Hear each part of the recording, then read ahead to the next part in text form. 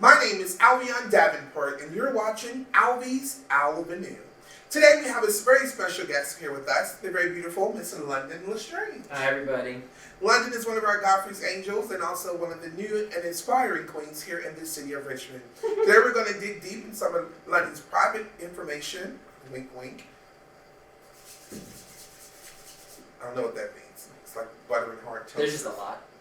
Okay. So, we started this channel here at Godfrey's. It's the Godfrey's Drag Shows channel. We're going to be bringing you personal interviews, live performances of our drag shows, and also some very, very exciting videos of our dance nights and things that we have to offer here at the club. On the Godfrey's Drag Shows will be a segment called Alvinue. So be sure to keep your eyes and ears open for more information. So London, let's dive right into it. Tell us something about yourself. Well, I'm very excited to be here. We're both sponsored by Christopher Robin Hair today. Shout out for that cute little plug right there. You said it was cute, I just put it on. But yeah, doing all right. We're here. We're up in the place. How are you so chipper this early in the morning? It's like 7 p.m. Right, well, we all just woke up. That is true. That is true. So, London, here in the drag community across the world, not just here in our city, you have role models, and there are people that you look up to and things of that nature, who kind of give you inspiration and give you your start and things of that nature. So tell us, who or is your role model in your life, your drag life? And share one piece of advice given to you from them that you cherish. Can I say a couple people? I said one. You did say one? Well, I'm going to say a couple. That must be that Richmond Public School. Well, I got my start in drag watching a documentary called Pageant, which followed the 2006, I think it was 2005 or 2006, Miss Gay America pageant. Correct. And that was like my introduction to drag queens, drag pageantry all together. And my big drag inspirations are the forever reigning Miss Gay Americas, including Cody Collins, Sabrina White, and of course you're a big importance. And I say that especially because for the second part of the question, a piece of advice that we got is the importance of knowing how to have a good balance with your friends, your loved ones, and to know the difference between a friend and a coworker. Very good information. Very good information. That's right. So I think that one of my role models in the art form would have to be somebody like, I've got quite a few as well, but if I had to actually pick one, it would probably be somebody like Tasha Long. Yeah. Who has the longevity in this business, who's been dragging as long as I've been alive, and to date, there's not one negative thing that you've ever heard about Tasha. She's never in any drama. She still to this day is tearing up stages across the country. She's won almost every national title there is, and she constantly proves to be a pioneer in this industry. And so much like myself, she also gives back a lot and wants to motivate the newer breed and to teach drag and to teach the behind the scenes of drag. Everybody thinks that drag is always about the wigs and the makeup and all that kind of stuff. When I first started, it was about that for me. But it has gone more into the community service and being able to touch people and inspire people and things of that nature. So if I had to say a role model, I would say Tasha Long. And didn't she just win US of A Class E? Yes, her most recent title is US of A Class E. Still to this day, snatching crowns. All right, next question. Family life. Tell us about your family, both on stage and off stage family. And how did you break the gay ice with your family? Oh, I've wanted to answer that question for so long. Okay. So I came out to my mom and my sister when they had picked me up from work one day. We went to McDonald's right after because it had been a very long day. I worked in retail and everybody had just been working my last nerve. And so we went to McDonald's and I wanted a McFlurry. Now, anybody in the state of Virginia that's ever been to a McDonald's and wanted anything with ice cream knows, good and well, the machine's down. It doesn't work. Never works. Now, as I had a very rough day, I just screamed from the back of the car, "Oh, suck a dick!" And that was my initial response. And then I thought, what we doing now? No. Oh. I said, "Mom, sister, speaking of sucking dick." And that was how I came out to my parents. Yeah. Because the McDonald's ice cream machine was down. Well, that's what's called like peanut gallery, but thanks for the applause. Oh yeah. You want to redo that? But yeah, that's how I came out to them. I realized that with my family and how so many kids are afraid of coming out to their parents, that for whatever negative impact that may have, I was never really going to give my family an option to love it or hate it. I said, this is how it is. We're going to be cool with it. The day is going to carry on just as it did, as it would have without you knowing this, and for the most part, that's how it's been. For me, I'm the youngest of four, and I have two other sisters, and then the child before me is a brother. So I think it was so easy for my family to see the differences in him wanting to go climb trees, and me wanting to bake a pie, and him wanting to play with Tonka trucks, and me not understanding what's the point of pushing a damn truck around. Who does that? So, actually, as I mentioned, I'm the baby, so my older sister is about 16, 17 years older than me. So by the time that I was 3, I already had a nephew, because at that point she was 20 or whatever. So I have a nephew, I'm 35, and I have a nephew who's 30. And so during high school, I used to always, of course, sit in the house and talk on the phone to boys and whatever. And so my mom asked if I could go out to the car to get her wallet, because she left her wallet in the car. And I said, well, Mom, I'm on the phone. Can you send Cubon out to get the wallet? And so she, hey, Cubon, can you go get my wallet, blah, blah, blah. And he didn't want to go because he was watching Scooby-Doo or something. And so he, was like, I don't know why he don't want to go to the car, because he's just on the phone talking to boys. I heard he was gay anyway. And so my mom was like, let's just nip this in the bud. Is there something that we need to discuss? And I was like, yeah, I'm gay as hell. Like, the men be wanting me, I be wanting the men, and you ain't gonna have no grandkids from here, so tell Aiden Fusin to push out some more, one extra for me, because it ain't happening. Get to work. And ever since then, I didn't have any issues. My nieces and nephews love me for who I am. My sister, my mom, everyone comes to the shows. They're my biggest pageant sponsors. So I was one of the lucky ones, and it sounds like you were too, because everyone does not have that easy road that the both of us had. So if anybody's out there that's watching this, please know that you are loved and there are options. And if you need to talk to someone, you can find London or myself, and we can assist you in finding the right path for you to express yourself. All right. Oh, yeah. In the drag community, tell us something about how did you decide to pick your name, and who makes up your gay family? Oh, fabulous question. Well, my name, London, I guess I didn't answer this in the previous question. My family is Anglo-American. Okay. So I'm English on my father's side, American on my mother's side. And I wanted something that referenced all of the British culture that I had growing up. So my household is fairly British in nature. Like all the TV shows and films that I watched growing up were all British shows. So like when I go to school, all the kids would have watched American shows that I hadn't seen yet, and British culture had a large impact on my entire life. So I wanted a first name that had something to do with England, and that was London. So my family's from Liverpool, but I can't be called Liverpool because nobody's named Liverpool. Well, it could be a first, original. It could be, but it's not gonna be me. Yeah. And it could be a little worse. And Lestrange comes from the Harry Potter character I like. Not London Lestrange. What's her name? Bellatrix Lestrange. She's dark and she's a nasty bitch when she needs to be. Can I be a bad gay and say I've never seen any? That's not a bad gay. That's just you just haven't seen Harry Potter. No interest. If it's not your cup of tea, it's not your cup of tea. But And what makes up your drag family? A drag mom, you have kids, you have drag siblings. So I got my start with Michelle Levine. She was the person who gave me my first ever booking. So she's my drag mom, and then so I come from the Devereaux. So Natasha's my auntie, and then I would consider you sort of like my pageant mommy. And I've got my sister Amber. We were part of a group called P3, and What's that P3? her name's Sutton. She's a DJ down at Babes as well. I know her. She's big. But yeah, it's a short list.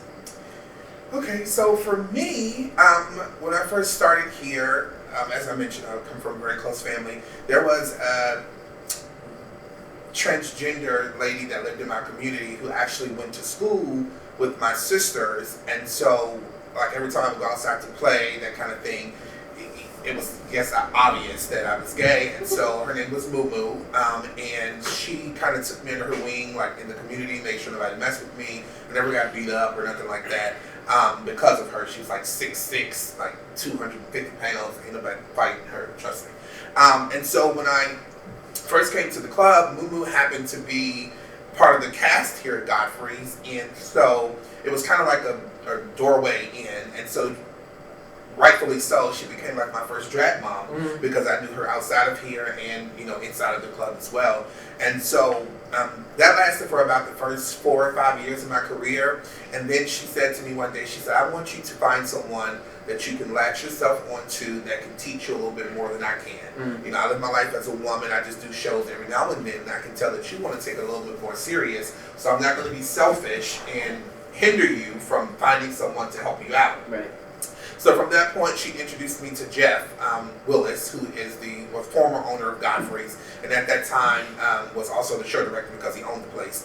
And so he kind of took me under his wing, and that's where I started to learn. So when I first started, my name was Alvion Adams because Moo Moo's name was Adams, and then I became Alvion Adams Arnell because Jeff's name was Arnell. And so then I became Alvion Arnell Daveport because once I got into the pageant arena, I met Alexis Daveport of Dallas, Texas, and we like immediately bonded, and we had so many similarities with like family and drag and pageant goals, and I became a member of the family of Daveport probably in like 2009-ish. And so we traveled back and forth, you know, to see each other and everything. So the distance is kind of like, you know, when you grow up and you move away from home, so your mom still lives over there and you still live over here kind of thing. So I've had Alvion Adams, which was Moo Moo, Alvion Arnell, which was Jeff Willis, and then Alvion Daveport, which is Alexis, but I still carry the Arnell part, so Alvion Arnell Daveport, because I'll never forget where I started and where I came from, and I owe about all of my career to Jeff because he taught me so much in the early stages about costuming and building wardrobes and how to write a drag schedule and how to book people and how to book myself out and how to market myself. He just has a wealth of knowledge. So that's where that came from. And then I have drag kids as well. So I have 6 sons and 1 daughter. I only wanted 1 daughter because I didn't want a bunch of girls that I had to spread myself out. I wanted to put all my attention into one person so that I could give the best of me to her instead of having to divvy out my resources to like 10 drag daughters. Right. And so all of my sons they don't do drag, they don't do any stage stuff, and they're just mama's boys. And so that makes up my drag family. But then I also have, you know, drag sisters, Candid Daveport, Chevelle Brooks, goes on and on and on with the Davenports. And then I have the 5 girls that I started with that we grew up in the same community: Starsha Spalding, Alexis Diamond, Paris Alexandria, Odyssey Diamond, and myself. And if you've ever been to my birthday show, you see every year for the last 11 years, they've been the guests or the whole show, basically, because we all started together. So I could go on and on and on and on about drag family because I have been blessed by some amazing people to have in my life. And then I have my angels, who are like my kids that are really not my kids, but they're kind of like, you know, those step kids where you just kind of pick them up. Like I'm married to Godfreys and they come with the territory kind of thing. So I got those 4 little bastards. And then that's that. So is there any advice you would like to give anyone who's looking for a drag family, or how to, you know, get into the mix of the drag community? I would just recommend to do it the way that I did, and I know that you and I had spoken about this earlier, was that before I, you know, have been auditioning for staff jobs, you know, things that led me here, was I spent a good year following drag queens who, you know, are full-time queens. I would go with them to their brunches out of state, any club show that I could, you know, get into, I'd be with them backstage. I'd help make costumes, everything like that, just to try and understand, have a better foundation of what sort of a world I'm going into, because so many people with the oversaturated, you know, community that we've got with everybody and their mother and the kitchen sink doing drag, and the bathroom too, all of it, even if it's being renovated, that everybody's doing it. And you know, there are so many people who, that's why I don't come here. There are so many people who take spots on the stage just to be here for 5 minutes. And I wanted to make sure that, you know, if I am ever given an opportunity, that this is something that I'm not doing for 5 minutes. This is something I'm doing for The long haul. for the long haul. I will be doing this for at least 20 years. I do know that, and I know that from seeing all of the backstage excitement, the drama, the everything, and The drama's the best part. oh, absolutely. Yeah. Well, kind of. It can be. Until it gets physical. And then you gotta like spray oil sheen and prime them apart and stuff. Breeze them down. But yeah, I would just recommend that you give yourself a good education, and the best way to do that is to follow people who have been doing it for ever and ever. I agree with that. Educating yourself on how to obtain bookings, how to, to be seen and how to market yourself. I think one of the biggest things that I would say is to, especially nowadays, with YouTube tutorials and, so many different avenues to teach you how to do your makeup and how to sew and how to do wigs and all that. I would take some time, again, to educate myself on those things and then step into the stage arena. Take some time to learn how to do your own makeup, learn how to do your own hair, learn how to do your own costumes. Because when I started, we didn't have YouTube tutorials, we didn't have, stuff like that. So it was like every girl for themselves, and like we literally learned our makeup as we were doing it. Right. Like it just was like you just had to look booga in order to. I mean, it just was what it was. And I'm going to try to find some clips and see if we can add them into this interview. Oh, you got a problem, I will take it there. When it comes to my man, please don't make it slow, boy. Say, it's a hard day, and everything's a anniversary. You should think about the time you waste from my last night and gold chain. But Can I put my picture of my first time? yeah, we'll get those added in. Nathaniel's amazing; he can make that happen. But yeah, so I would. Again, I would take the time to educate myself first and to learn some stuff and then show up and say, hey, this is me, voila. Because one of the biggest things, especially for me with booking people, is that you've got to be self-sufficient.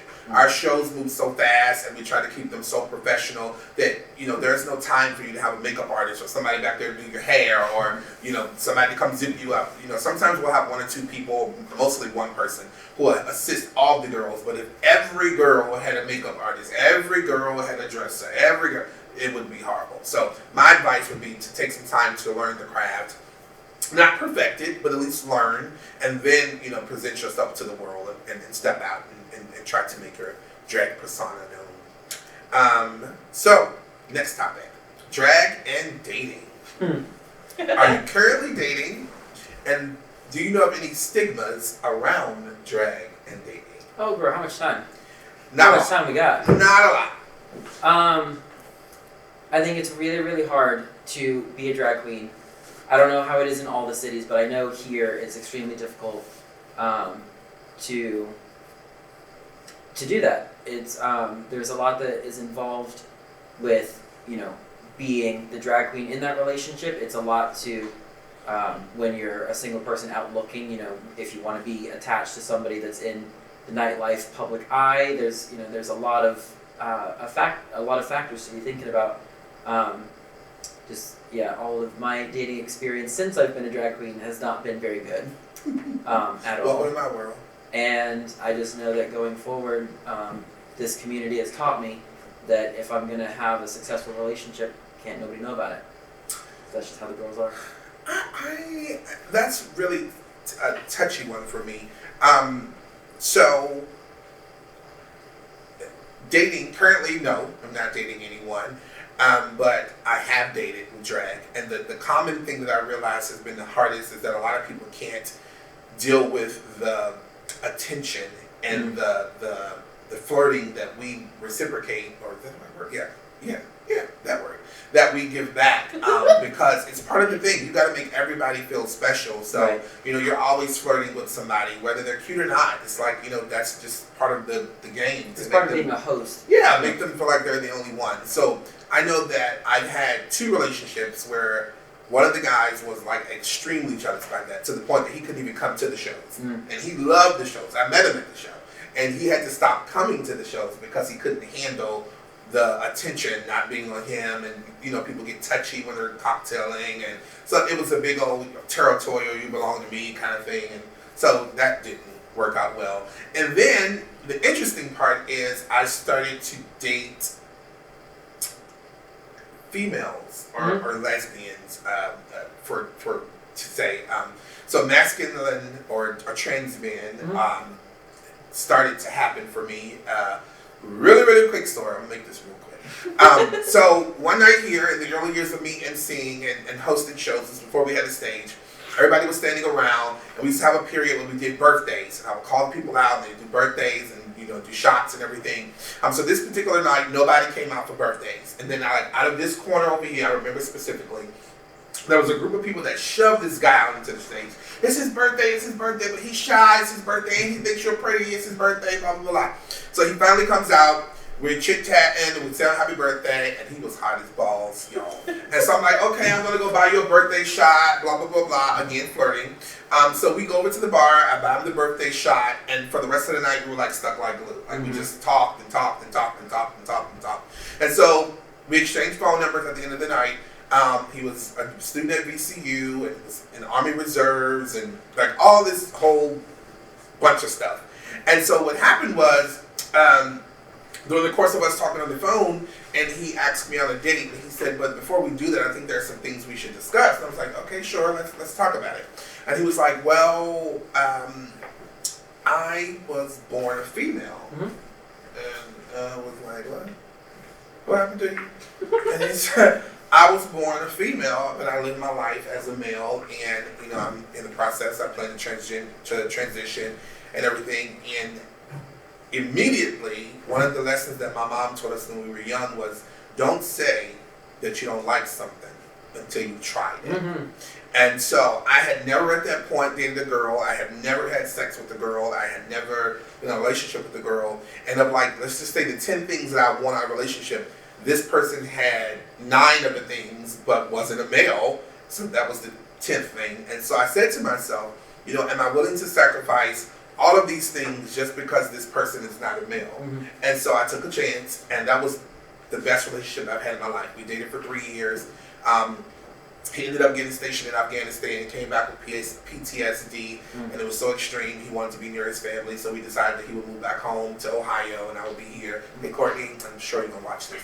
And so that's kind of what happened. So that's my story on it. Now, one of the stigmas, that was really long, but one of the stigmas I think is that people don't understand that as drag queens, we live our lives outside of this as men. Like, so you're not going to be dating a woman, or I don't want to transition. London doesn't want to transition. So a lot of people confuse the two, that transgenders and drag queens. Drag queens take this off, and we live as men.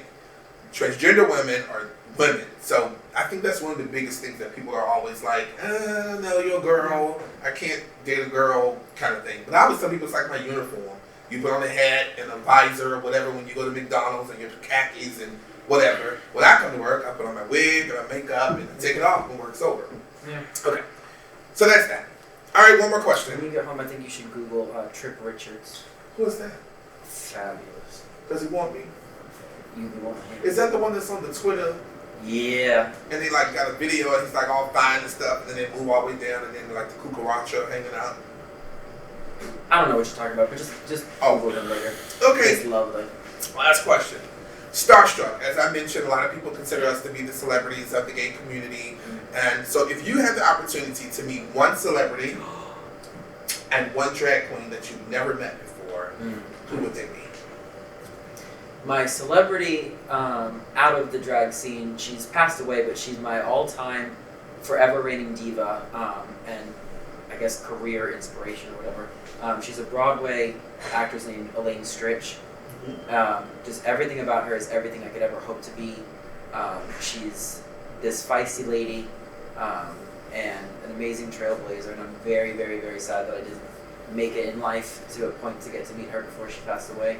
But if you're ever in the mood for a good laugh, Google or YouTube Elaine Stritch funny moments. She's just full of resources. Yeah, she's got a viper tongue, and I respect that. And as far as drag goes, I think maybe like Vicky Vincent or like Nicole Dubois. Just Miss America. Yeah, Miss Gay Americas, I think.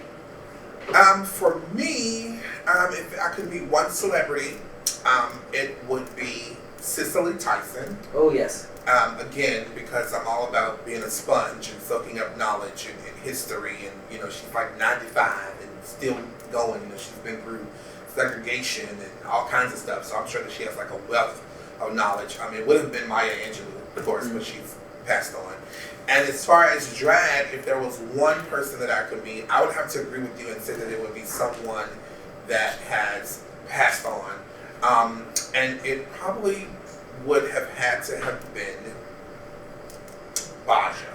I've heard so much about her, about how creative she was, and all the things that she did to be a pioneer for women of color and break down barriers and walls and that kind of stuff. So I think that I would have to say Baja if there was a female impersonator, because I've met almost all the rest of them that I've wanted to meet. Yeah. Okay, so to wrap up our interview tonight, this is the chance where you get to ask me a question. Well, my question for you is, do the men be wanting? Wait, you were ready? Yeah. Oh. Now what did you say? Do the men be wanting? You gotta ask a question that you don't already know the answer I to. don't know.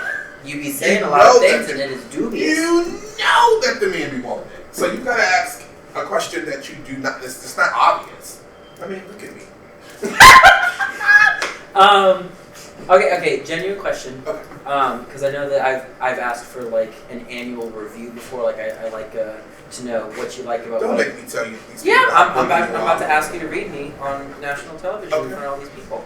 What is your favorite and least favorite thing about my working here? Something that I do that's great and something that I need to improve on. Are you really gonna do this? Yeah, I asked you a simple question, and you didn't like that one. Oh my God. So yeah, something that I do that you like, and something that I need to work on.